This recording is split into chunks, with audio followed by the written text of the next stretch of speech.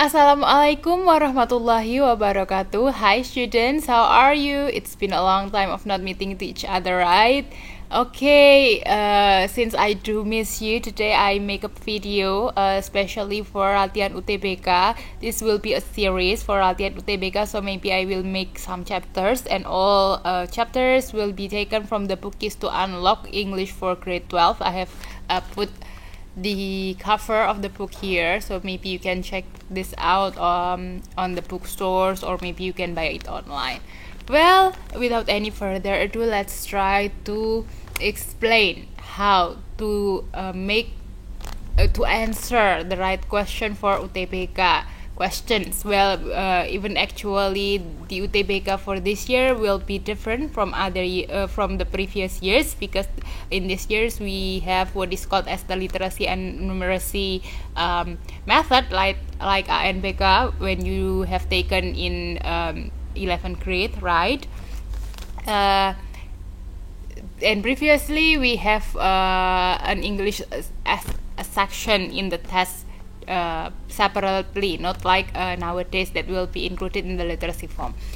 And one disclaimer, please, if you if you have answered the questions on UTBK, maybe your teachers at school, or maybe you have a course like a bimbel, and then your teachers say or have different answers with me, please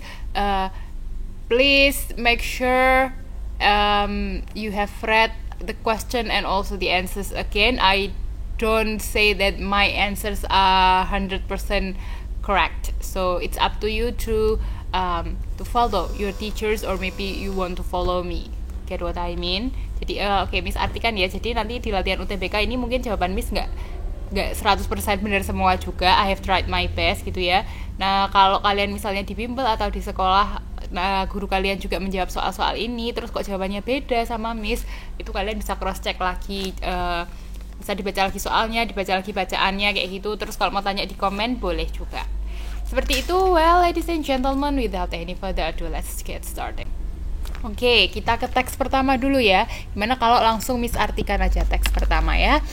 A fan site photographer itu tuh kayak salah satu jenis fotografer gitu ya, tukang foto gitu ya, yang who takes of a particular K-pop idol at a public place. Jadi dia fan site photographer itu fotografer yang ngambil fotonya artis-artis K-pop gitu loh di tempat-tempat umum. Tapi yang seperti apa sih fansite photographer ini? Nah, fansite tend to focus on a single member, but some also take photos of the entire group. Biasanya mereka kayak saking ngefansnya misal sama Siwon, jadi yang di foto itu cuma Siwon aja, atau kadang bisa seluruh membernya Suju gitu misalnya. Tapi kebanyakan cuma fokus di satu member. This site don't expose an idol's private life. Nah, tapi mereka tuh bukan yang kepo sampai moto-moto kehidupan pribadi si artisnya tersebut, tapi lebih ke foto-foto di public places ketika mereka misalnya ada konser, atau misalnya lagi bikin video klip dan lain sebagainya. Dan pakainya kamera profesional, jadi bukan kayak paparazzi yang ngumpet-ngumpet pakai hidden cameras gitu ya. These fans are typically female, kebanyakan cewek sih, tapi ada sebenarnya beberapa yang cowok, seperti contohnya yang ngefans yang moto-moto si Daehyun dari grup BAP. Paragraf kedua, kebanyakan dari fansite photographers ini adalah siswa internasional yang sedang belajar di Seoul, ibu kota Korea Selatan. Dan kebanyakan nih mereka tuh juga sampai saking fansnya sama idola mereka tuh, mereka sampai ngikut ketika artisnya ini misalnya lagi konser ke Singapura, kemana pokoknya ke luar negeri tuh mereka ya ngikut untuk moto-moto, misalnya nanti kegiatan di airportnya seperti apa dan lain sebagainya. Their commitment to the idol comes before anything else. Nah, ini dia, kalau udah ngefans namanya ya, sampai kayak gitu. Jadi kayak idol mereka tuh kayak apa ya, misalnya prioritas hidup mereka tuh adalah yaitu idol mereka itu tadi. They don't engage in typical fan practices such as cheering or singing along at concert. Nah, tapi ini fansite photographers tuh mereka nggak kayak fans artis tersebut pada umumnya, yang ketika misalnya di konser artisnya nyanyi terus fans-fansnya ikut nyanyi ya. Mereka tuh malah enggak. Mereka ngapain? Karena mereka tuh sibuk dengan recording and photographing, sibuk moto dan video performance-nya si artis tersebut, dan harus steady and silently as possible, harus harus apa ya, biar hasil fotonya dan videonya bagus itu kan kita nggak boleh berisik ya. Bayangin kalian lagi ngerekam idol kalian lagi nyanyi, terus kita tiba-tiba ikut nyanyi gitu kan, masuk nanti suara kita di video tersebut. Paham ya maksudnya ya? Nah itu mereka makanya tidak melakukan hal tersebut, jadi berbeda dari fans-fans pada umumnya. Seperti itu. Nah mari kita jawab pertanyaannya. Soal nomor 1 dulu. According to the passage, fansite photographers blah blah blah not hide their cameras from their idols. Nah ini kita harus paham dulu materi models di chapter 2 lintas minat kelas 10 kalau kalian masih ingat semester 1 ya. Nah itu ada pembagian tentang models. Kita fokusnya ke sini aja dulu. Kalau kata can dan may itu dipakai untuk menyatakan dapat atau meminta tolong, meminta bantuan gitu. Kayak misalnya can I help you, boleh nggak saya bantu kamu. May I go to the toilet, untuk menyatakan permission, boleh nggak saya ke toilet gitu. Kemudian kata must, kalau must itu digunakan untuk menyatakan suatu keharusan ya. Harus misalnya kalian kalau naik motor harus punya SIM. Kalau nggak punya SIM nanti bisa ketilang. Nah, itu harus pakai must. Harus punya SIM-nya itu pakainya must. Terus should, kalau should dipakai untuk menyatakan advice atau nasihat. Nah, di sini kita pakainya will. Will itu lebih common ya secara umum dan dan merujuk ke if tipe pertama. Kalau kalian lupa bisa tonton videonya Miss zaman dahulu kala ya. Kalau kalian agak lupa bisa tonton videonya Miss zaman dahulu kala. Gitu. Jadi ini nomor 1 jawabannya A.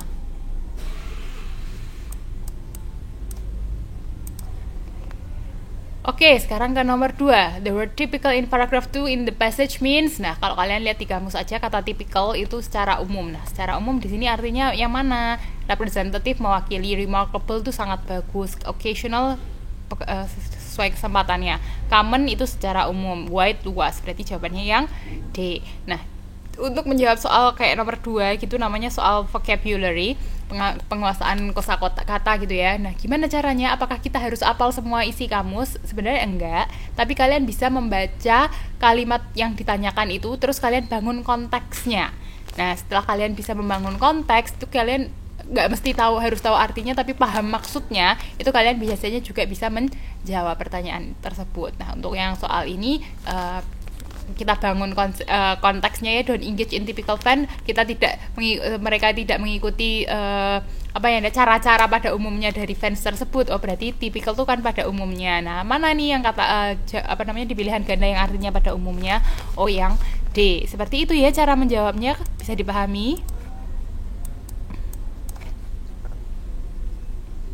BPA. Lanjut nomor 3. According to the passage, fansite photographers don't commonly their idols' private lives. Ini gampang banget. Mereka tidak support, tidak mungkin, tidak bother, mengganggu, tidak matter, tidak peduli, tidak menutupi. Juga salah ya, benar, tidak menyebar luaskan. Jadi spread. Jadi jawabannya spread, tidak menyebar luaskan their private idols' life. Their idols private life, I'm sorry. Nah, tapi lebih ke yang tadi secara umum mereka kayak lagi di airport seperti apa dan lain sebagainya. Nomor 4. Nah, ini dia. Oke, nomor 4 nih harus dipahami dulu, ini namanya kalimat inversion. Apa itu kalimat inversion? Kalimat inversion itu kalimat yang diawali dengan to be atau dengan models atau dengan to do. Tapi sebenarnya dia kalimat positif, bukan kalimat tanya. Jadi nomor 4 makanya soalnya were the fan site not busy. Kan kalau kita kalimat pada umumnya biasanya the fan sites were not busy recording bla bla bla. Ini kalau dibalik inversion ya itu tuh untuk menekankan kayak gitu ya. Nah, kalau sudah di depannya pakai inversion, yang belakang enggak boleh pakai inversion lagi. Jadi C, D, E itu salah. Oke, sampai sini pilihannya tinggal A atau B. Karena pilihan tinggal A atau B, sekarang kita lihat lagi. Biasanya ini klausa kayak gini nih sering dipakai mirip-mirip dengan klausa if. Kalau klausa if itu if tipe kedua itu kalau dia sudah pakai be berarti klausa utamanya dia pakai would verb 1. Nah, yang mana yang pakai would verb 1? Yang B, they would engage. Gitu cara mecahnya. Ini pakai mikir nih soalnya soal inversion ini ya.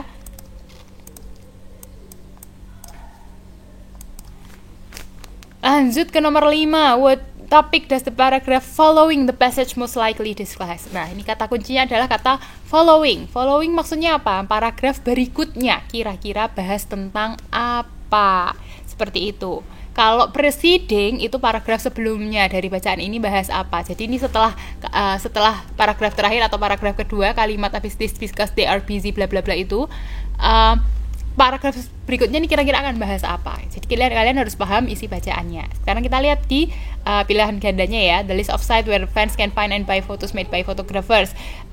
Site yang bisa, dimana fans-fans secara umum bisa menemukan dan membeli foto hasil fotonya si fotografer tersebut. Oh, nyambung dan masuk akal ya. Jadi jawabannya nomor 5A. Yang B, gather money itu kan nggak perlulah kita kepo si fans ini dapat uang dari mana, kita ke bacaan kedua. When the heads of state of 14 nations sat down together in late 2018 to discuss the grim condition of the world's oceans. Oke, jadi ini ada kepala 14 negara itu mereka kayak bikin pertemuan lah di tahun 2018 untuk membahas tentang samudra yang ada di dunia. Mereka tuh nggak yakin dengan consequential world result. Mereka nggak tahu konsekuensi apa yang akan dihasilkan. Nah, mereka ini, para pemimpin ini merencanakan akan melakukan 14 pertemuan, tapi ternyata baru 2 kali terjadilah pandemi. Akhirnya grup ini announce this week the world's most far-reaching pact to protect and sustain ocean's health. Akhirnya mereka kayak bikin minggu ini tuh bikin apa sih, pengumuman lah, fakta gitu ya, untuk melindungi dan supaya menjaga kesehatan samudra kita. It signaled a bit more than a noteworthy achievement in a complicated time. Ini sangat-sangat berharga lah intinya. The agreement was negotiated with via the nuance free tool of video conferencing. Nah, pengumumannya ini tadi, persetujuannya dilakukan dengan misalnya pakai Zoom yang gitu-gitulah, free video tool kayak gitu. It also offered hope of a renewed era of global accord on climate, dan juga menawarkan selain urusan samudra ini juga tentang kondisi iklim yang ada di muka bumi ini. In addition, it discussed issues grounded in science might finally trump a political posturing. Nah, meskipun kayak gini, ini kadang di ada isu selain ini, sebenarnya inti utamanya adalah isu lingkungan, isu sains gitu, tapi kemasukan politik juga sih pastinya kalau ada pertemuan kepala-kepala negara dari dunia gitu ya.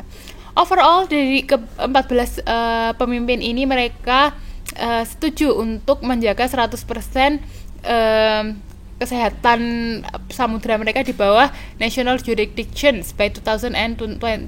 Jadi di bawah kalau ini jurisdiksi ya, nasional mereka, peraturan negara lah intinya kayak gitu, di tahun 2025, di mana si samudra ini tadi luasnya kalau di total kira-kira sebesar benua Afrika. Dan they vote to set aside 30% of the areas as marine protected areas by 2030.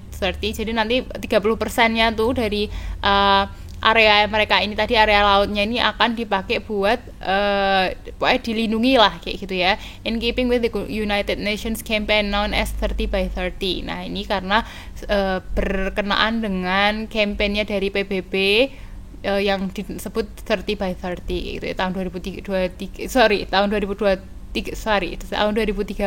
itu kita akan melindungi 30% dari area laut kita. But of those large commitments, dengan komitmen sebesar ini, para pemimpinnya tuh mereka berjanji lah intinya akan berusaha untuk menanggulangi kayak penangkapan ikan yang secara ilegal, atau kalau misalnya nangkap tuh berlebihan dari jumlahnya. Jadi kayak harusnya ikan ini kan juga dilindungi karena itu sebagai sumber daya alam laut kita gitu kan. Nah, kadang orang melakukan eksploitasi. Nah, ini mereka juga berjanji akan melindungi hal-hal tersebut. Dan mereka akan rebuild declining fish stocks, akan meningkatkan kembali lah intinya jumlah ikan, pasokan ikan, halt the flow of plastic waste into the seas. Nah, ini mengurangi pencemaran plastik di area laut, dan juga clean up dozen zones created by runoff from farm waste, dan juga kayak intinya membersihkan dari sisa-sisa sampah pertanian kayak gitu ya.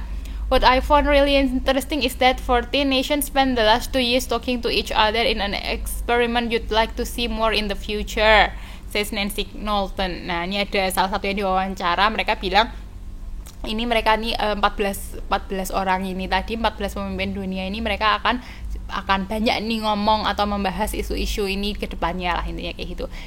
Siapa si Nancy Knowlton itu? Dia adalah marine scientist emeritus at the Smithsonian Institution. Jadi emeritus tuh pensiunan ya, pensiunan dari fakultas gitulah ya, fakultas kelautan kayak gitu dari Smithsonian Institution, who was not involved in the project. Dia tidak ikut sebenarnya di project ini, tapi karena dia adalah ilmuwan gitu ya, jadi dia ikut mengamati. They are working together as a team, starting with countries on the same page provides a mechanism for actually achieving success. Jadi ya 14 orang ini mereka sebenarnya bekerja sebagai seorang tim gitu ya, yang jadi yang negara yang deket-deket gitu, misalnya kayak Indonesia dan Malaysia itu kan ada perbatasan lautnya yang sama. Nah itu mereka bikin mekanisme untuk supaya si samudranya yang sama antara Indonesia dan Malaysia ini tadi bisa terjaga dengan baik, seperti itu. Itu ya intinya bacaannya. Mari kita lanjutkan dengan menjawab pertanyaan. The relevant statement in paragraph 2 is sentence. Nah, yang kalimat yang tidak relevan ini kalau aku back nanti rekamannya hilang semua. Jadi kita kalian nanti di screenshot aja, videonya dimundurin gitu, terus kalian screenshot aja jawabannya. Screenshot aja bacaannya, terus nanti buat membahas di pertanyaan yang ini. Nomor 6, kalimat yang tidak relevan itu kalimat kalau jawabannya miss ya, kalimat nomor 2. Jadi jawabannya B.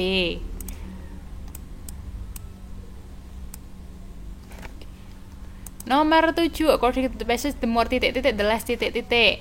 Ini kalau miss jawabannya D. Semakin banyak dead zones in the sea are sustained, the less farm waste is created. Semakin dead zone-nya itu adalah itu nanti di bacaan, makanya kita jawabannya yang itu. Dead zones-nya lebih terjaga, itu berarti farm waste-nya akan semakin sedikit. Nomor 7 D. Nomor 8, which of the following is related to fishing, overfishing and declining fish stock mentioned in this passage? Yang berhubungan dengan overfishing dan declining fish, yaitu pasti ocean's health and plastic waste. Jawabannya juga D. Nomor 9, which part illustrate the potential result of the leader's promises in protecting. Nomor 10, nah ini jumbled sentences gitu ya. Nah ini coba kita lihat, diartiin dulu aja. The key to that is to take an all-in approach. Kuncinya adalah untuk untuk punya pendekatan yang all-in, yang komplit gitulah, satu pack. Yang B, properly manage the panel says the ocean economy including fishing can expand. Kalau dikelola dengan baik itu sebenarnya keuangan ekonomi di samudra ini termasuk dalam perikanan itu bisa bertambah gitu ya, semakin luas. Terus nomor yang C, instead of considering the oceans as merely a victim of climate change, the leader says the seas should be hardened to become part of the global solution. Nah, yang nomor C itu daripada kita membuat si ocean ini sebagai korban dari perubahan, disalahkan karena ini kenapa kok ocean kita jadi kayak gini, itu karena karena ada perubahan iklim, tapi lebih baik kita melihat ini sebagai masalah yang harus diselesaikan secara global gitu loh, harus ditangani solusinya. Yang D, this approach sustainably manage 100% of the ocean, not just the protected areas. Nah, pendekatan ini akan melindungi oceans itu secara 100%, tidak cuma area-area yang dilindungi saja. Atau yang E, the members of high level panel were willing to turn conventional thinking on its ear. Member dari para pemimpin yang ikut di dalam konferensi tersebut itu mau merubah pemikiran konvensional mereka yang dulunya konvensional itu lebih ke modern lah untuk menyelesaikan masalah ini. Nah, the best order for the sentence adalah kalau menurut Miss yang E. Coba nanti kalian baca lagi dan dimat-matkan lagi. Tak silang dulu. Oke, ke bacaan berikutnya.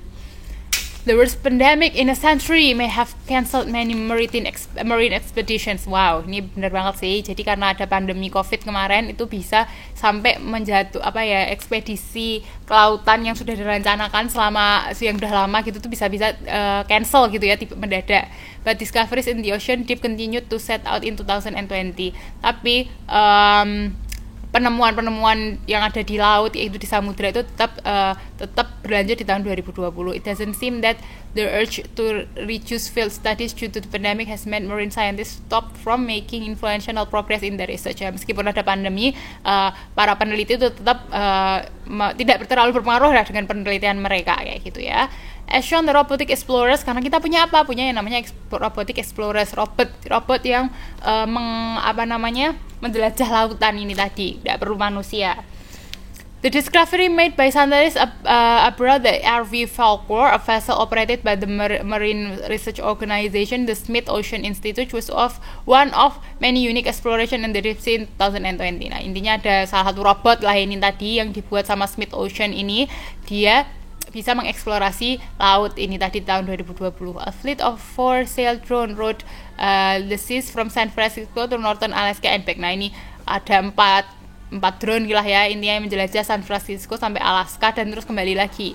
Misinya apa? Bertujuan untuk fill in the major gap in Arctic shipping project. Nah, untuk mengisi kekosongan di project perkapalan samudra Atlantik kayak gitu ya. Jadi ada bagian yang penelitian ini sudah hampir selesai tapi kurang sedikit. Nah, ini kurangnya ini tadi dieksplorasi dengan si robot ini tadi. This automated sailing marine robot have played a key role in detailed mapping and exploration to our ocean. Nah, ini si robotnya ini sungguh sangat berguna lah dalam eksplorasi kelautan kita.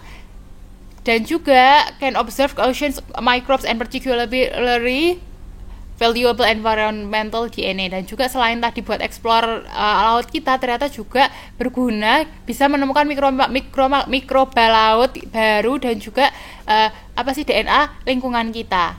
Nah, di DNA yang jadi pakainya karena pakai robot jadi nemunya di eDNA ya. Si eDNA ini provides evidence of what animal and plant species are present in the wet waters. Jadi kita jadi tahu ada jenis hewan dan juga spesies-spesies tumbuhan lainnya yang ada di laut, karena selama ini nggak terlalu kedetek gitu loh. Ternyata dengan robot ini jadi berguna, bisa kedetek.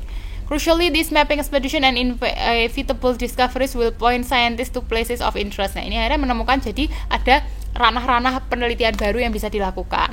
Traditionally, roach steep with mapping instruments attached to their bodies have mapped sea floors by bouncing sound of the ground. Nah, dulu tuh caranya kalau mau tahu mau mapping tadi, membuat jalur laut itu caranya mereka pakai suara gitu. Jadi kapal besar terus mengeluarkan suara yang banter gitu, terus jadi tahu bergema tuh sampai ke bawah balik lagi ke atas itu berapa menit, jadi kita bisa mengukur kedalaman lautnya, intinya kayak gitu.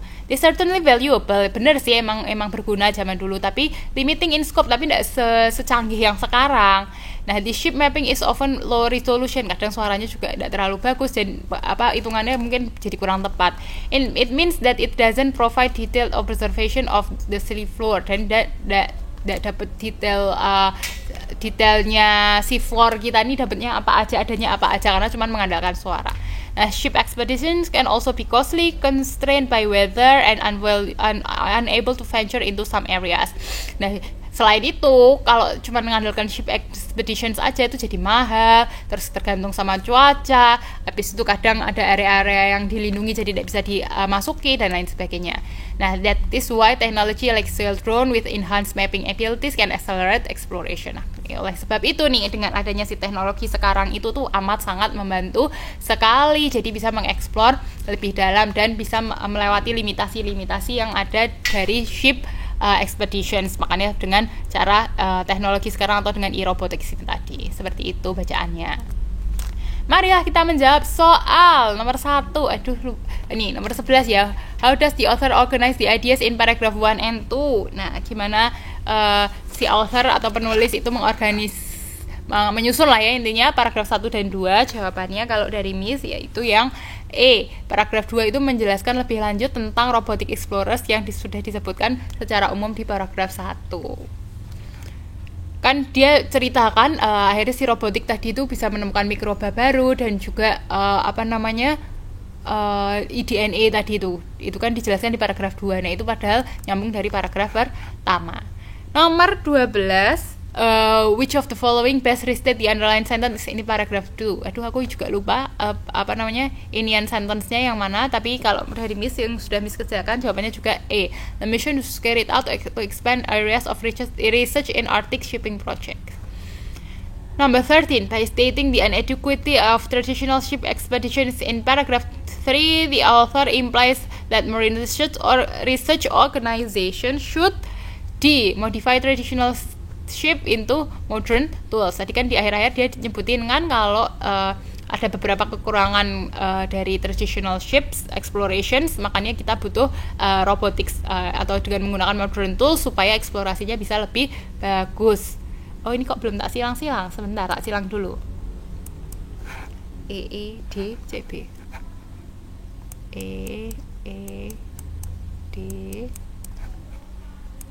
Number 14, all of the following statements are true about the sailing except that they are able to. Nah, kecuali apa nih? Yang ini benar semua kecuali apa? Investigate the organism, benar ya, bisa menginvestigasi mikroba tadi, benar. Collect the data on the DNA, benar. Work in the deep sea, benar. Itu about the sailing robot. Deep sea yang ship juga bisa ya kan. Work without human juga iya bisa. Operate automatically. They are able to. Mereka mampu untuk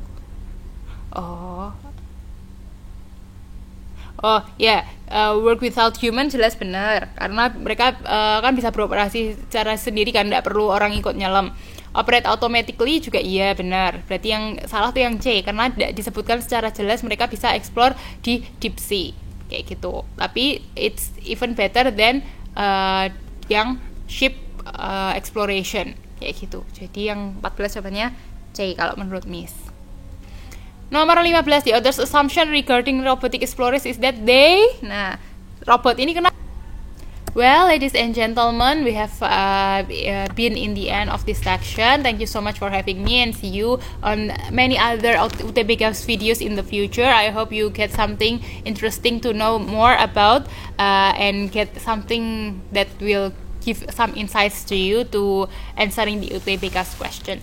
If you have any question, please let me know in the comment sections down below, and see you next time. Wassalamualaikum warahmatullahi taala wabarakatuh. Bye.